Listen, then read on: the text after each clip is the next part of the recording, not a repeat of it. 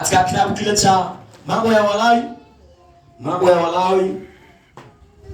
wa 6 mstari wa 12. Mambo ya Walawi mlango wa 6 mstari wa 12.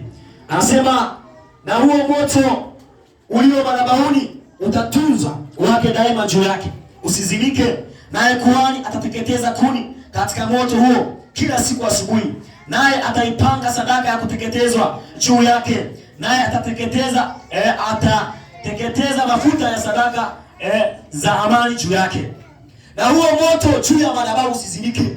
Amina. Kuna vitu vimechangia moto kwa madhabahu kuzimika. Yamkini huna maisha ya maombi. Yamkini hapo mitaani unapoishi na ndugu nao kaa nao wamezima moto wa maombi ndani yako. Moto wako hauna moto tena. Ndio maana usiku unakuta unalala, maadui wanakuja wanakuchezea unavyotaka, sababu moto wako haujawaka. Mtu ambaye moto wake wa madhabahu umewaka, adui hawezi kumsogelea. Mtu ambaye moto wake wa madhabahu umewaka, magonjwa hayawezi kumsogelea.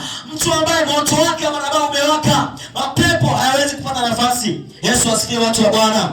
Hasa natamani mchana wa leo huo moto uliozimika, huo moto wako ukauchochee tena katika eneo la afya yako, katika eneo la kilimo, katika eneo la biashara. Chochea tu moto huo ukatuzwe daima, usizimike katika jina la Yesu. Sasa nikupe tu kuni kama kuni 4 zinazochochea moto wa madhabahu. Amina.